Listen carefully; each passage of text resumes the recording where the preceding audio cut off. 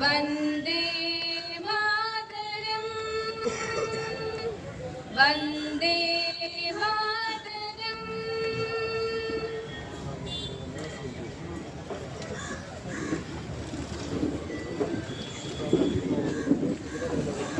പരിപാടി സ്വാഗതം പറയുന്നതിന് വേണ്ടി വർഗീസേട്ടനെ ക്ഷണിക്കണം.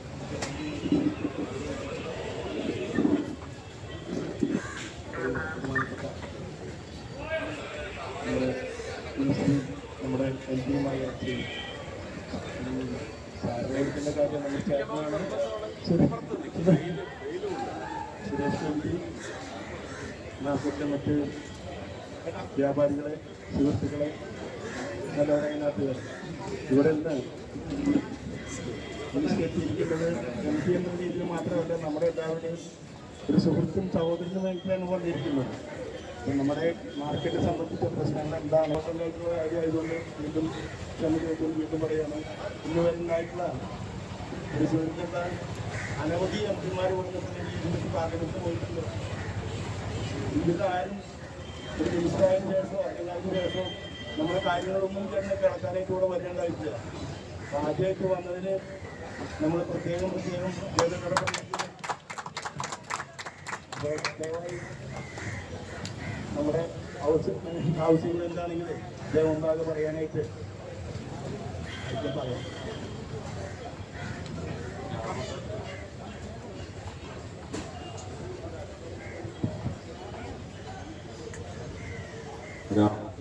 പ്രഭാഷണമില്ല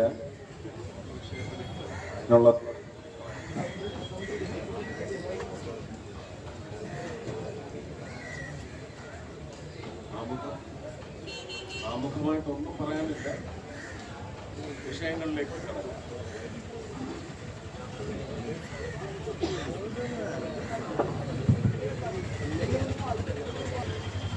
മറ്റു കൊടുക്കാം.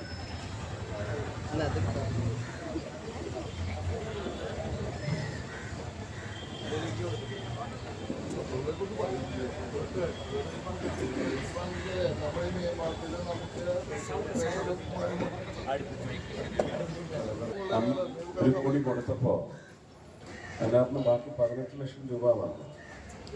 അത് അന്നേരം തന്നെ ലാപ്സ് ആവാതെ ഷെഡടിക്കാനായിട്ട് അത് ട്രാൻസാക്ട് ചെയ്ത് പോകാൻ പറഞ്ഞതാണ്, അതിനെ എഴുതി കൊടുത്തതുമാണ്. ആ പൈസ ലാപ്സായിപ്പോയി.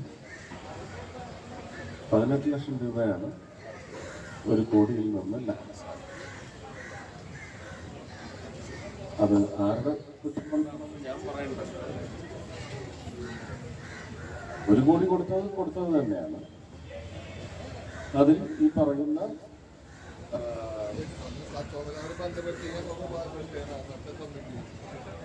അല്ല, കമ്മിറ്റി അല്ലല്ലോ, അത് കോർപ്പറേഷന് നൽകിയ ഒരു തുകയല്ലേ. ഏതാ? അല്ല,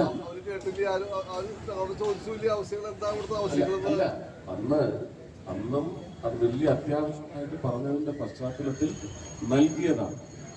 അധികം പണം വന്നു, 18 ലക്ഷം രൂപയ്ക്ക് ഇത് ചെയ്തോളൂ എന്ന് പറഞ്ഞ് കൊടുത്തതാണ്. അത് ഒരുപക്ഷെ ഇന്നൊരു ആവശ്യമായിട്ട് വരില്ലായിരുന്നു, ഇന്നിവിടെ ഒരു അപേക്ഷയായിട്ട് വരില്ലായിരുന്നു. അന്ന് കൃത്യമായിട്ട് ആ പണം ഉപയോഗിച്ചിരുന്നത്. അത് ആർക്കും ഉപകരിക്കപ്പെടാതെ പോയി. ആർക്കും അത് ഉപകരിക്കപ്പെടാതെ പോയി, അത്രയും ഞാൻ പറഞ്ഞു. വരുന്ന ഫണ്ടിൽ നിന്ന് നമുക്കത് നോക്കാം. പക്ഷേ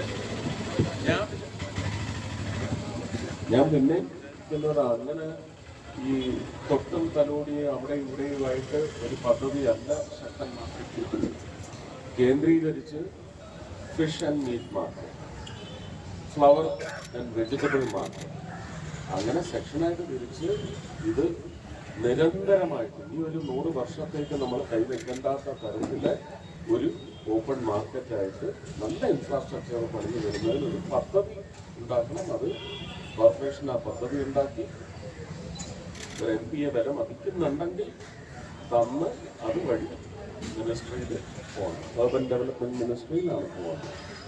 പിന്നെ പെട്രോളിയം മിനിസ്ട്രിയിൽ ഇരിക്കുന്നത് കൊണ്ട് എനിക്ക് എൻ്റെ PSUസിൻ്റെ CSR ഫണ്ടിൽ 4-5 PSUസിന് എനിക്ക് ഇതിനകത്തേക്ക് ഓപ്പൺ ചെയ്യാൻ പറ്റും. അതെല്ലാം ഉപയോഗിക്കുകയാണ് വേണ്ടത്. എന്നിട്ട് ആരെങ്കിലും ഞാൻ മന്ത്രിയായതിനു ശേഷം ഈ ആവശ്യവുമായി വന്നിട്ടുണ്ടോ എന്ന് ചോദിക്കും. അല്ലെങ്കിൽ ഇതിന് എന്തെങ്കിലും ഒരു അറേഞ്ച്മെന്റ് ഉണ്ടാക്കണം. എല്ലായിടത്തും ഉള്ള അസുഖമാണ്. അല്ലെങ്കിൽ പിന്നെ മൈക്കും തരരുത്.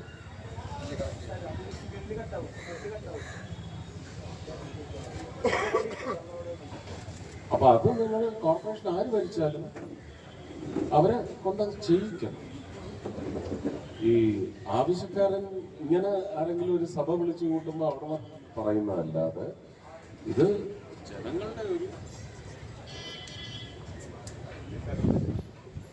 ജനങ്ങളുടെ ആവശ്യമായിട്ട് ഇത് കൗൺസിലർ വഴി കോർപ്പറേഷൻ ഉന്നയിച്ച് അവരെ നിർബന്ധിതരാക്കണം പദ്ധതിയുമായി വരാൻ. നിങ്ങളുടെയും കൂടെ സാന്നിധ്യം ഉണ്ടായിക്കോട്ടെ എൻ്റെ അടുത്ത് അത് എത്തുമ്പോൾ. അല്ലാതെ അവിടെ ഇരുന്നുകൊണ്ട് ഞങ്ങൾ കൊടുത്തതാ, ഞങ്ങൾ അവിടെ കൊടുത്തു ഇവിടെ കൊടുത്തു എന്നൊന്നും പറയുന്നത് ന്യായമല്ല.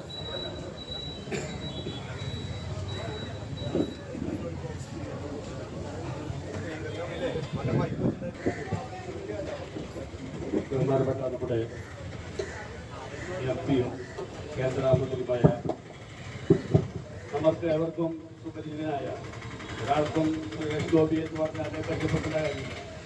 ഏത് കൊച്ചുകുട്ടിക്കും അറിയാവുന്ന ഒരു വ്യക്തിയാണ്. നമ്മുടെ സ്വാഗതത്തിൽ പറഞ്ഞ നമ്മുടെ പരീക്ഷനെ പറഞ്ഞ പോലെ ഇതുവരെയും ഒരു MP-മാരും വിജയിച്ചു പോയി കഴിഞ്ഞാൽ ഈ വഴിക്ക് വരാറില്ല.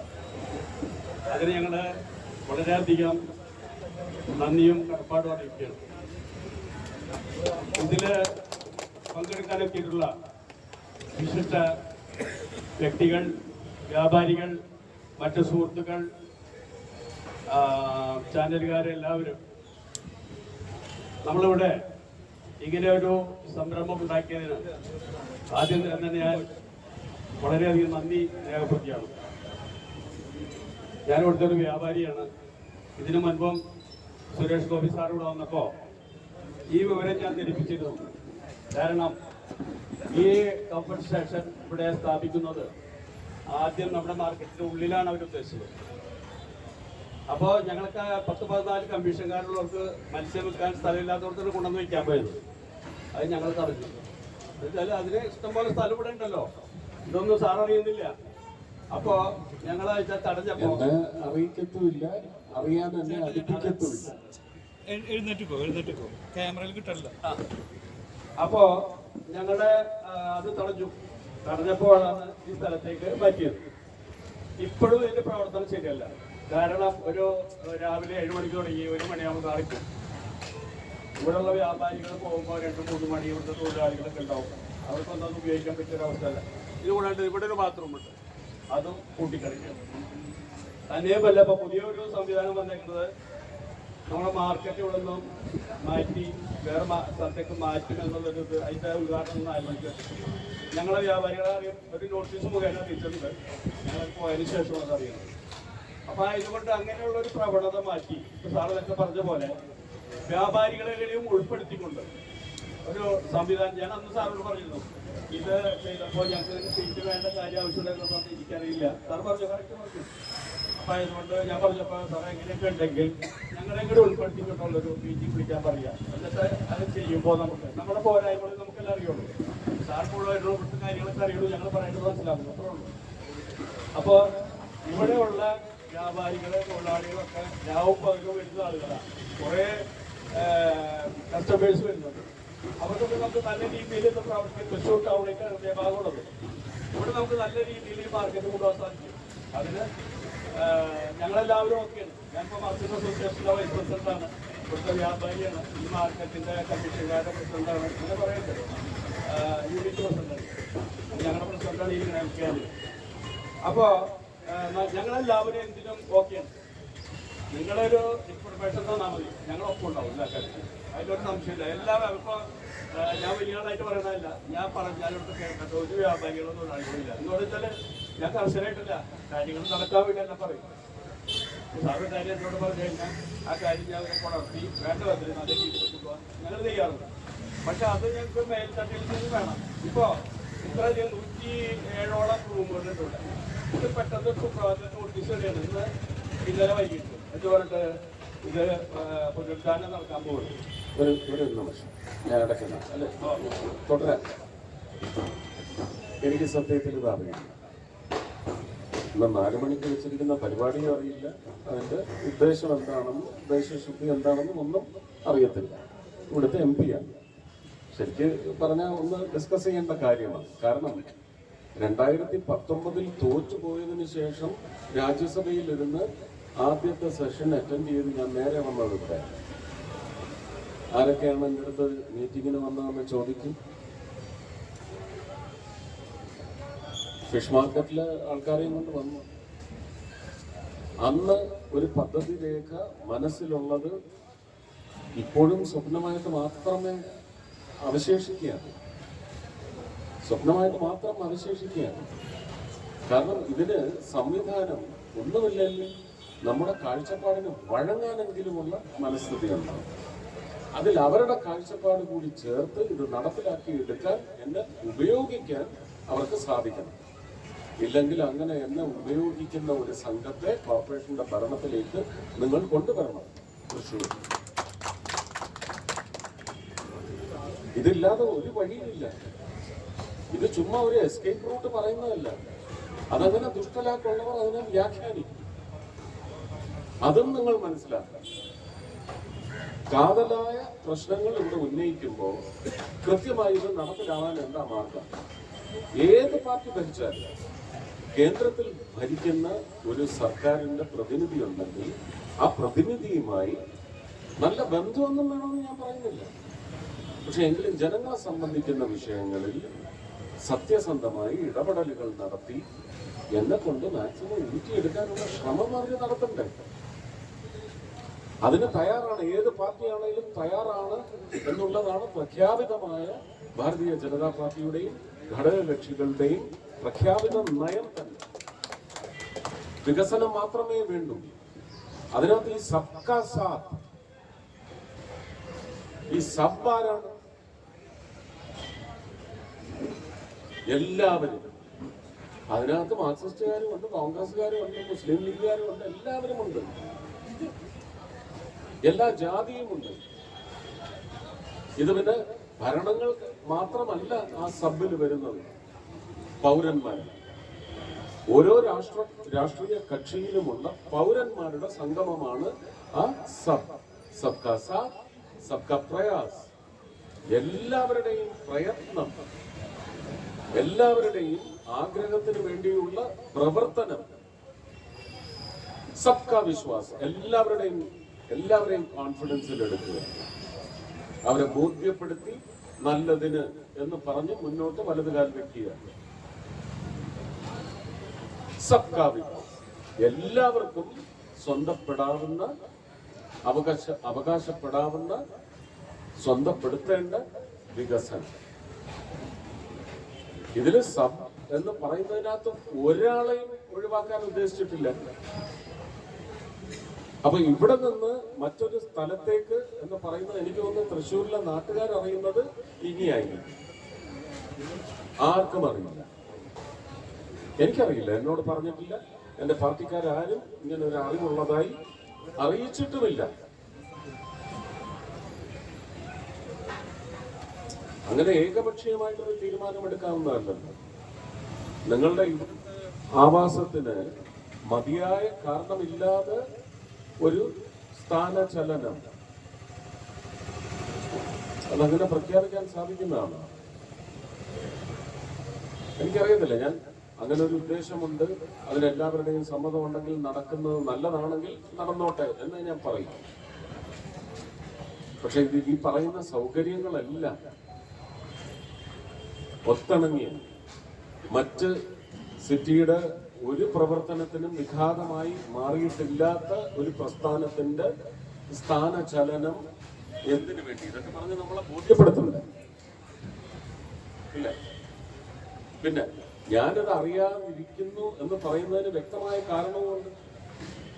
2019 ഏതാണ്ട് അവസാനം തുടങ്ങി 2020 പുതിയ കോർപ്പറേഷൻ വന്നതിന് ശേഷം മേയർ അടക്കമുള്ള ആൾക്കാർ എന്നെ നെട്ടിശ്ശേരിയിലുള്ള വീട്ടിൽ വന്ന് 3-4 പ്രാവശ്യം സെക്രട്ടറി അടക്കം ഡിസൈനും കാര്യങ്ങളും അതിന് 870 കോടി രൂപ ബഡ്ജറ്റ്.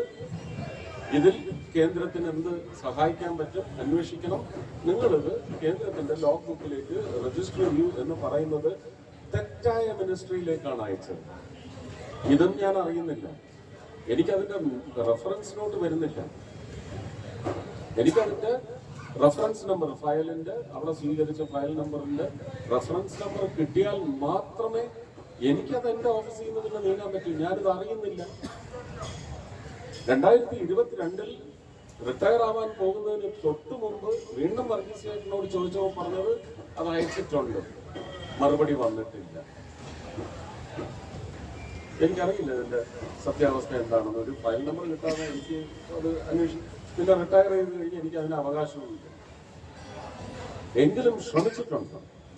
വർഗീസ് ചേട്ടനെ എത്ര തവണ ഫോണിൽ വിളിച്ച് ആ ആർക്കിടെക്റ്റിനെയും ഇതിന്റെ ഓഡിറ്റ് സെക്ഷനിലുള്ള ആരെയെങ്കിലും എന്നെ ഒന്ന് ബോധ്യപ്പെടുത്താൻ വേണ്ടി ഒന്ന് അയച്ചു തരുമെന്ന് എത്ര പ്രാവശ്യം അങ്ങോട്ട് വിളിച്ച് ആവശ്യപ്പെട്ടിട്ടുണ്ടെന്ന് അദ്ദേഹം എന്റെ സാന്നിധ്യത്തിൽ ഒപ്പം വന്നിരുന്ന് പറയട്ടെ. ഇതുവരെ പറഞ്ഞിട്ടില്ല. എനിക്കറിയില്ല ആരാ ആർക്കിടെക്ട്. ഇതിന്റെ മാസ്റ്റർ പ്ലാനാണ്, മാസ്റ്റർ DPR ആണ്, തയ്യാറായിരിക്കും. അപ്പൊ അങ്ങനെ എന്നെ അവസാനത്തെ ഫോൺ കോളിലും ധരിപ്പിക്കുമ്പോൾ ഞാൻ എന്തിന് നിങ്ങൾ പറയുന്നത് വിശ്വസിക്കണം, ഇവിടെ നിന്ന് മാറ്റാൻ പോവുകയാണ്. ഈ ഒരു നോട്ടീസ് കാണുമ്പോൾ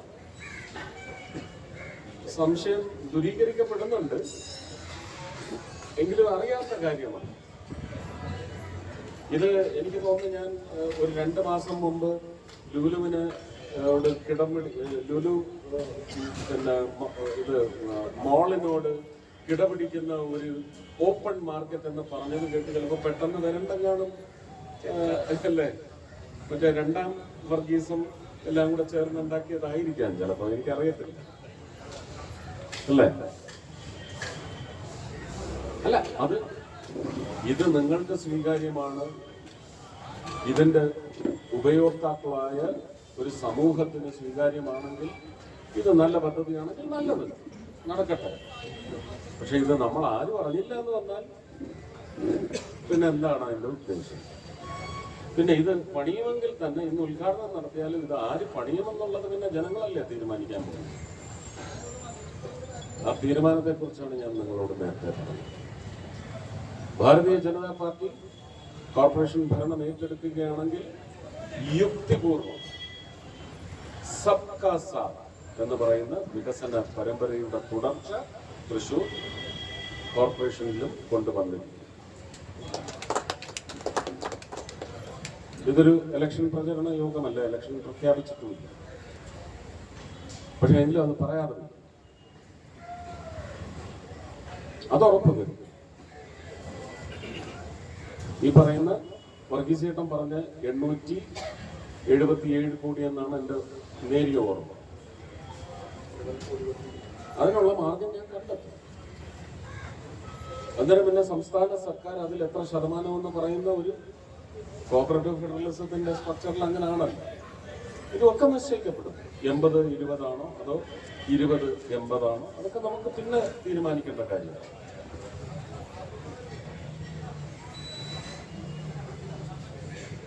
എന്നോട് ആത്മാർത്ഥമായി ചോദിച്ചാൽ ഈ പറയുന്ന സ്കൈ വാക്ക് അല്ലേ, അങ്ങനെയല്ലേ അതിനെ വിളിക്കുന്നത്, അതിനെത്ര കോടിയാ ചെലവായത്? ഞാൻ ഈ 1 കോടിക്ക് ഇത് ചെയ്ത സ്ഥലത്ത് അതിന്റെ കൂടെ ഒരു 9 കോടിയും ഇട്ട് ഇവിടെ പ്രത്യേകിച്ച് ശുചിത്വത്തിന്റെ കാര്യത്തിൽ ഫിഷ് ആൻഡ് മീറ്റ് മാർക്കറ്റിന് ഒരു പ്രയോറിറ്റി നൽകണമായിരുന്നു. ആ പണം ഇതിനകത്ത് ഉപയോഗിച്ചിരുന്നുണ്ട്. പക്ഷെ അത് ചിലപ്പോൾ ഉപയോഗിക്കാത്തത് ഇങ്ങനെ ഒരു ഉദ്ദേശം ഉള്ളത് കൊണ്ടായിരുന്നു, അറിയില്ല. ഇത് പക്ഷേ നിങ്ങൾ ചർച്ചയ്ക്ക് കോർപ്പറേഷനെയാണ് ആദ്യം വിളിക്കേണ്ടത്. അതിൽ ഞാൻ നിങ്ങളുടെ കൂട്ടത്തിൽ എവിടെയെങ്കിലും വന്നിരുന്നോ?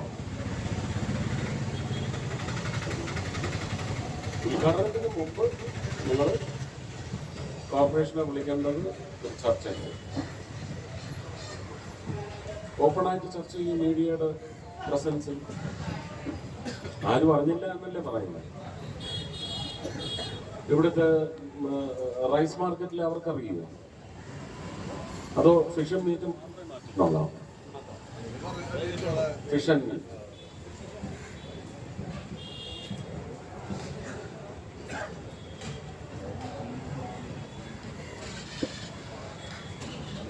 അതിന് വല്ല കാരണവും പറയുന്നുണ്ട്. നല്ല രീതിയിൽ മാർക്കറ്റ് ആക്കണം. അപ്പൊ തിരിച്ചു നിങ്ങളെ കൊണ്ടുവരും. ഞങ്ങൾക്ക് എവിടെയൊരു സ്ഥലം ഇതൊന്നും പറഞ്ഞില്ല. അത് പാർട്ടി ഏറ്റെടുക്കണമെന്ന് മാത്രം ഞാൻ പറഞ്ഞു. ഇന്ന് ഏറ്റെടുക്കണം.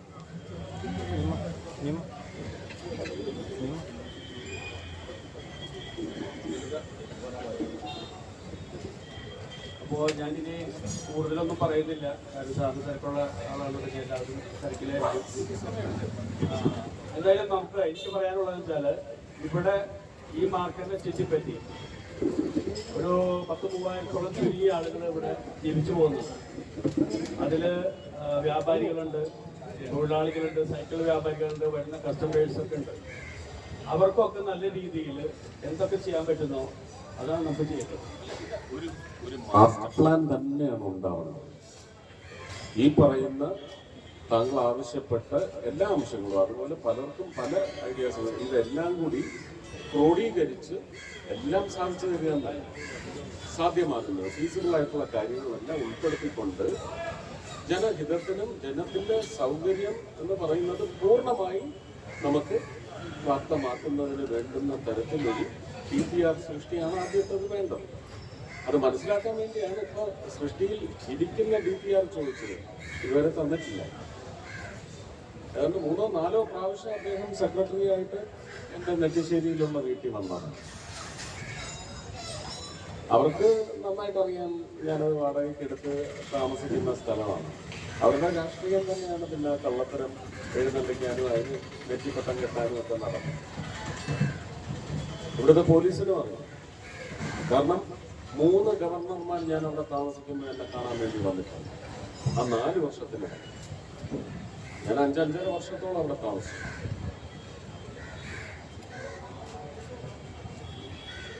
3 ഗവർണർമാർ വരുമ്പോഴും ഇവിടുത്തെ പ്രോട്ടോകോൾ അവിടെ വന്ന്, അതും ശ്രീ CP രാധാകൃഷ്ണൻജി വരുന്ന സമയത്തും ജാവ്ദേക്കർജി മിനിസ്റ്ററായിട്ടിരിക്കുമ്പോൾ വരുന്ന സമയത്തും നായയെ വരെ വീട്ടിൽ കൊണ്ടുവന്ന് എല്ലാ മുറിയിലും കെട്ടി പരിശോധിച്ചു പോയ പോലീസുണ്ട്. അവർക്കെന്താണ് അവരുടെ നോമൻക്ലേച്ചറിൽ കൊടുത്തിരിക്കുന്നത്? സുരേഷ് ഗോപിയുടെ വീട്ടിലേക്ക് സന്ദർശനം നടത്തുന്നു എന്നാണ്, അല്ല സുജിത്തിന്റെ വീട്ടിലേക്ക് സന്ദർശനം നടത്തുന്നു എന്നല്ല. ഇതിനപ്പുറം എന്ത് തെളിവാണ് നമുക്ക് വേണ്ടത്? അപ്പോൾ അവിടെ ഈ മേയറും സെക്രട്ടറിയും അവരുടെ വിവിധ വകുപ്പുകളുടെ സ്റ്റാൻഡിംഗ് കമ്മിറ്റികളുടെ ആൾക്കാരടക്കം എനിക്ക് തോന്നുന്നു ഒരിക്കൽ ഏതാണ്ട് 10-20 പേര് വന്നിരുന്നാണ് ചെറിയൊരു മീറ്റിംഗ് നടന്നത്. ഇതൊക്കെ ഉണ്ടായിട്ടുണ്ട്. പക്ഷെ ഇതിന്റെ അവിടെ വെച്ച് നൽകുന്ന അഭിപ്രായ പ്രകടനം അല്ലെങ്കിൽ നിർദ്ദേശങ്ങൾ അനുസരിച്ച് പിന്നെ മുന്നോട്ട് കാര്യങ്ങൾ പോയിട്ടുണ്ട്. ഞാൻ മനസ്സിലാക്കുന്നത് അങ്ങനെ ഞാൻ താമസിക്കുന്ന വീട്ടിലോ അല്ലെങ്കിൽ എൻ്റെ ഇവിടുത്തെ ഓഫീസിലേക്കോ ഇനി വരുന്ന കോർപ്പറേഷന്റെ ഒരു സംഘം എന്ന് പറയുന്നത് എന്നെ അനുസരിക്കുന്ന അല്ലെങ്കിൽ എൻ്റെ നിർദ്ദേശങ്ങൾ ആത്മാർത്ഥമായി ജനങ്ങൾക്ക് വേണ്ടി സ്വീകരിക്കുന്ന ഒരു സംഘത്തെ അവിടെ കൊണ്ടുവന്ന് ഇരുത്താം. അത്രേ പറയുന്നു. അത് ഏത് പാർട്ടിയായാലും തിരക്കേടില്ല. നിങ്ങളുമൊക്കെ ഇലക്ഷന് നിൽക്കുന്നു. എന്തിനാ ഈ രാഷ്ട്രീയത്തിനോടുള്ള ദൂരം? ഇതാണ് നമ്മുടെ ജീവിതത്തിന്റെ കാര്യങ്ങൾ നിശ്ചയിക്കുന്നതെങ്കിൽ നിങ്ങളും കൂടി അതിന്റെ ഭാഗമാണ്. എളുപ്പമായില്ലേ? ആലോചിക്കേണ്ട കാര്യം. അപ്പോൾ ഞാൻ നിർത്തുകയാണ്. സ്വീകാര്യമാണെന്നുണ്ടെങ്കിൽ നമുക്ക് അറിയില്ല, എന്താണെന്ന് അറിയില്ല. ഞങ്ങൾക്കിപ്പോൾ ഈ നോട്ടീസ് കിട്ടുമ്പോഴാണ് അറിയണത് ഇങ്ങനെ ഒരു സംഭവം ഉണ്ടെന്നുള്ളത്. അതേസമയം നമുക്ക് ഈ മാർക്കറ്റ് മാറ്റിയിട്ട് ഇന്ന സ്ഥലത്ത് നിങ്ങളെ ഇരുത്തും, അതിനുശേഷം ഇത്ര നാളുകൊണ്ട് ഇവിടെ പണ്ട് കഴിയും, പണ്ട് കഴിഞ്ഞ് നിങ്ങൾക്ക് വീണ്ടും താമസിക്കുന്നുള്ളത് അങ്ങനെ ഒരു വിവരം ഞങ്ങൾക്ക് തന്നില്ല. അപ്പൊ ആയതുകൊണ്ട് അങ്ങനെയുള്ള എന്ത് പ്രവർത്തനം നടത്തുമ്പോഴും ഞങ്ങൾ വ്യാപാരികളും തൊഴിലാളികൾ ഞങ്ങൾ ഒറ്റക്കെട്ടുന്നത് എല്ലാവരും, അതിലൊരു വലുതോ ചെറുതൊന്നുമില്ല, എല്ലാ വ്യാപാരികളും ഒന്നിച്ചാണ്, തൊഴിലാളികൾ ഒന്നിച്ചാണ് ഞങ്ങൾ ഒറ്റക്കെട്ടുന്നത്. അത് നോൺ വെജ് മുട്ടം. അപ്പൊ ആയതുകൊണ്ട് അങ്ങനെയുള്ള സംവിധാനം നമുക്ക് ഉണ്ടാവണം എന്ന് മാത്രം അഭ്യർത്ഥിച്ചുകൊണ്ട് വാക്കുകൾ നിർത്തുന്നു. എല്ലാവർക്കും നന്ദി, നമസ്കാരം. തീർച്ചയായിട്ടും അങ്ങനെ ജനങ്ങൾക്ക് സ്വീകാര്യമായ ഇതിന്റെ ഉപഭോക്താക്കളുടെയും കൂടെ സൗകര്യം നമ്മൾ കച്ചവടക്കാർ മാത്രമല്ല എല്ലാവരുടെയും കൂടെ ഒരു സമ്മേളനം വിളിക്കാനും ഞാൻ തയ്യാറാണ്. അവിടെ അഭിപ്രായം സ്വരൂപിച്ചെടുത്തുകൊണ്ട് എന്താണോ സാധ്യമായ വികസനം അതിനുവേണ്ടി പരിശ്രമിക്കാനാണ് നിങ്ങൾ എന്നെ തിരഞ്ഞെടുത്തിട്ടുള്ളത്.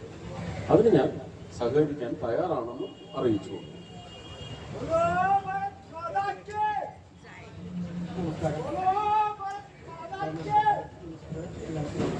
ഞാൻ PMSന്റെ ഒരു പ്രതിനിധിയാണ്. ഈ ഫിഷ് മാർക്കറ്റായിട്ട് ബന്ധപ്പെട്ട കാര്യമല്ല, ഓട്ടോ തൊഴിലാളികൾ, ടാക്സി തൊഴിലാളികൾ. അപ്പോൾ നമ്മുടെ ഊർജ്ജ പര്യാപ്തിയുടെ ഭാഗമായിട്ട് ധാരാളം CNG ഇലക്ട്രിക്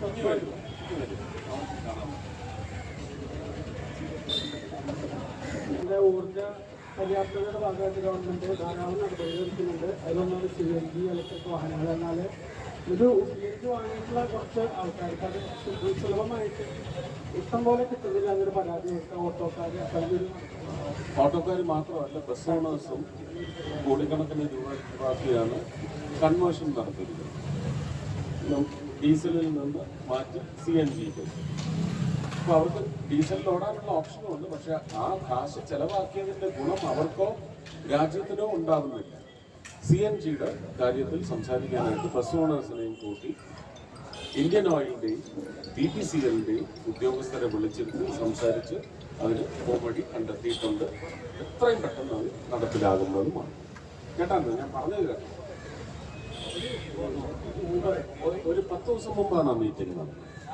ഊബർ കാര്യം ജനങ്ങൾക്ക് വളരെ ഉപകാരപ്രദമാണ്. പക്ഷേ പരമ്പരാഗത തൊഴിലാളികൾക്ക് അധികം വെല്ലുവിളിയാവുന്നുണ്ട്. അപ്പോൾ ജനങ്ങൾക്ക് ദോഷമില്ലാതെ എന്നാൽ തൊഴിലാളികൾക്കും കൂടി ആവുന്ന ഒരു ദേശീയ നയം ഉണ്ടായാൽ മതിയാവും. ഒരു ഭാരത് അല്ല, അതിനെ സംബന്ധിച്ച് അത് ചർച്ചയ്ക്ക് വിധേയമാക്കേണ്ട കാര്യമാണ്. കാരണം ഊബറിലും പണിയെടുക്കുന്നത് നിങ്ങളെ പോലുള്ള തൊഴിലാളികൾ തന്നെയാണ്.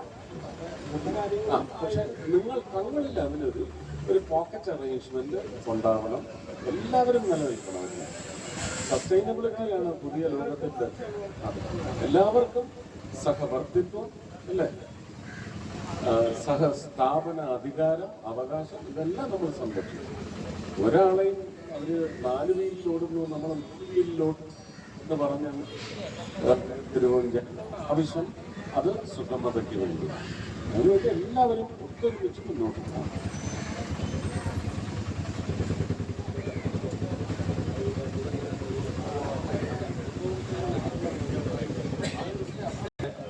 ഇവിടെ ഈ ആകാശപാത നിർമ്മിച്ചപ്പോൾ ഇവിടെയുള്ള ആളുകളെല്ലാം ആകാശപാതയിൽ കൂടി യാത്ര ചെയ്യുമെന്നുള്ളൊരു ഉദ്ദേശത്തോടു കൂടി ഇവിടെ ഈ ചുറ്റുവട്ടം എല്ലാവർക്കും ഇടയിൽ സ്ഥാപിച്ചിട്ടുണ്ട്.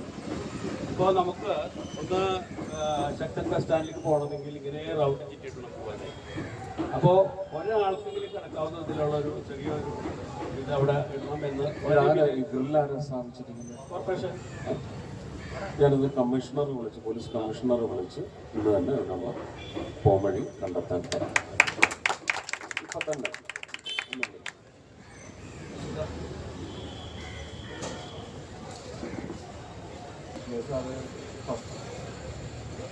ഹലോ, ഈ പറഞ്ഞിരിക്കുന്നത് പച്ചക്കറി അപ്പോൾ ഈ വികസനം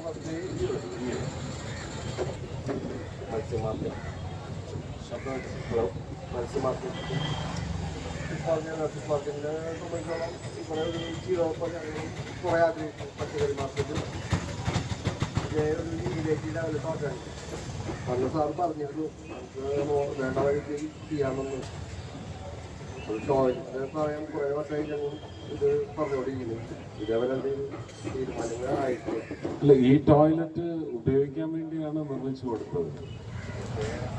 ഇതിന് ഞങ്ങളുടെ ടൈമിങ്ങിലൊന്ന് 2-3 ദിവസം സ്റ്റാർട്ട് ചെയ്തു. അല്ല, ഞാൻ പറയുന്ന ഇവിടെ അതിൻ്റെ ഉപഭോക്താക്കൾ ആരാണോ അവർ സെറ്റ് ചെയ്യണം. അതൊരു MP-യുടെ ജോലിയേ അല്ല, അല്ലേ? അല്ലെങ്കിൽ പാർട്ടിക്കാരെ അതിന് ഉപയോഗിക്കണം. അതിന് പാർട്ടിക്കാർ സഹകരിച്ചാൽ മതിയാണ്. കൗൺസിലർ സഹകരിക്കണം, MLA-യോട് പറയണം, അല്ലേ? ഇതൊന്നും നടക്കുന്നില്ലെങ്കിൽ മേയറെടുത്ത് നേരെ അത് ഇടിച്ചു കയറി പറയണം. ഞങ്ങളിവിടുന്ന് ആദ്യമായിട്ടൊരു വട്ടം പോയിരുന്നതാണ്. അന്ന് പറഞ്ഞിരുന്നു ഒരു മാസത്തിനോട് എല്ലാം തീരുമാനമാക്കി തരാണ്. എന്താണ് ഒരു തുറന്നു തരാൻ എന്താ ബുദ്ധിമുട്ട്? വൈകുന്നേരം 6 മണി വരെ അവര് സ്റ്റാഫുകളെ നിശ്ചയിച്ചിട്ടില്ല പ്രോപ്പറായിട്ട്. അപ്പൊ നിങ്ങൾ അതിന്റെ ഒരു കൺസപ്ഷൻ ഉണ്ടാക്കി നിങ്ങൾ ഏറ്റെടുക്കണം, നിങ്ങളുടെ സ്റ്റാഫിനെ വെക്കണം. കോർപ്പറേഷനിൽ ഉത്തരവാദിത്വം കാണിക്കുന്ന ഒരു സ്റ്റാഫിനെ അവിടെ വെക്കണം 6 മണി വരെ. നിങ്ങളുടെ ആവശ്യത്തിനല്ലേ, ആളുകളായിട്ടുള്ള ആവശ്യമാണ്. അതൊരു മുതലാളി നടത്തുന്ന സ്ഥാപനമല്ലല്ലോ ഇതല്ലേ. അല്ല, കോൺട്രാക്ട് കൊടുത്ത് അവർ ഓപ്പറേറ്റ് അത് 24 മണിക്കൂറും ഇവിടെ ഓപ്പറേഷൻ ഉണ്ടെങ്കിൽ അത് സൗകര്യമായിരിക്കണം. ഉപയോഗത്തിനാണ്, അടച്ചിടാൻ വേണ്ടിയല്ല. പിന്നെ ഈ പറയുന്ന സാമൂഹ്യ വിരുദ്ധമായ ചില കാര്യങ്ങൾ നടക്കാതിരിക്കാൻ വേണ്ടിയുള്ള കരുതൽ വരും. പക്ഷെ എന്ന് വെച്ച് ആവശ്യക്കാർക്ക് നിഷേധിക്കാൻ പറ്റും. അല്ലെങ്കിൽ പിന്നെ അതിൻ്റെ ഇപ്പുറത്തൊരു ചെറിയൊരു ആപ്പ് കച്ചവടവും കൂടെ തുടങ്ങാൻ പറ, ഫിറ്റ് ചെയ്ത് കൊടുക്കാൻ, അല്ലേ? നമ്മൾ ചിരിച്ചു കളയേണ്ട കാര്യമുണ്ടല്ലോ.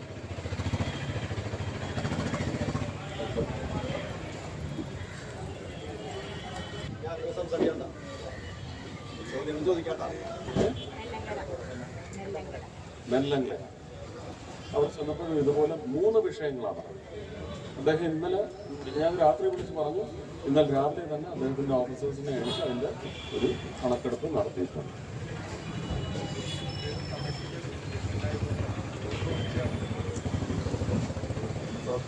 ഞങ്ങളുടെ ഒരു 45-50 വർഷത്തോളമായി ചായ കൊടുക്കുന്നത് ശക്ത മാർക്കറ്റ് ചായ ബിസിനസ്സാണ് ഹോൾസെയിൽ.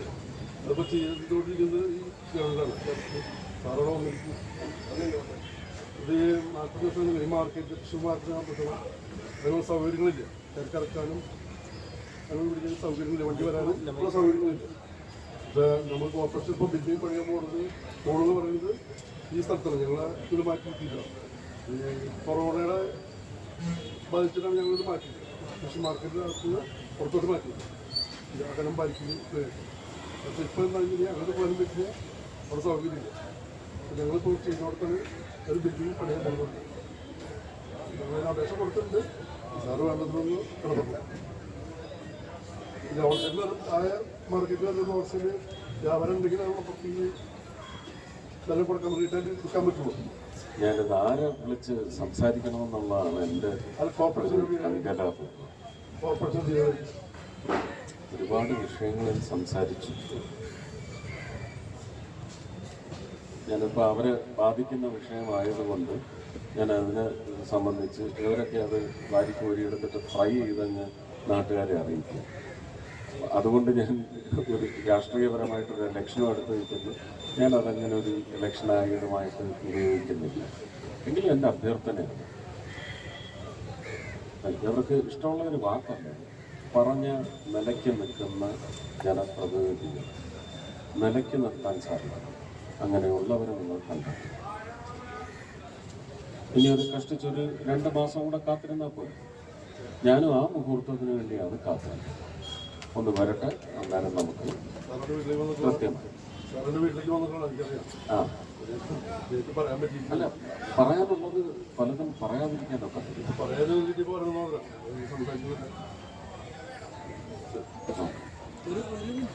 അരിക്കച്ചവടക്കാർക്കൊക്കെ ഇതിലും നല്ല അന്തരീക്ഷം അവിടെ.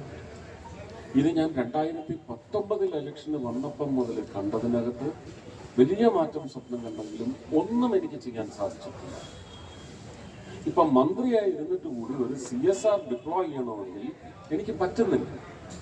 അപ്പം എനിക്ക് കൃത്യമായി ഓപ്പറേറ്റ് ചെയ്യാൻ പറ്റുന്നത്, നിങ്ങൾ എന്തായാലും 5 വർഷത്തേക്ക് എന്നെ തിരഞ്ഞെടുത്തു. എനിക്കത് കഴിഞ്ഞ് 5 വർഷം കണ്ടിന്യൂ ചെയ്യാൻ വേണ്ടിയുള്ള പ്രവർത്തനം ചെയ്യാനല്ല, എന്താണോ മനസ്സിൽ സ്വപ്നം കണ്ടത് അത് ഒരുപാട് കാര്യങ്ങളൊന്നുമില്ല. അതെല്ലാം ഒന്ന് ചെയ്തെടുക്കുന്നതിന് വേണ്ടിയുള്ള മറ്റ് സംസ്ഥാനത്തിനകത്തുള്ള എല്ലാ സൗകര്യവും, ഭരണപരമായ സൗകര്യവും നിങ്ങൾ കേരളത്തിലെ മലയാളികൾ ഒരുക്കി തരണം, സമ്മതിദായകർ ഒരുക്കി തരണമെന്ന് ഇവിടെ നിന്ന് അഭ്യർത്ഥിക്കും.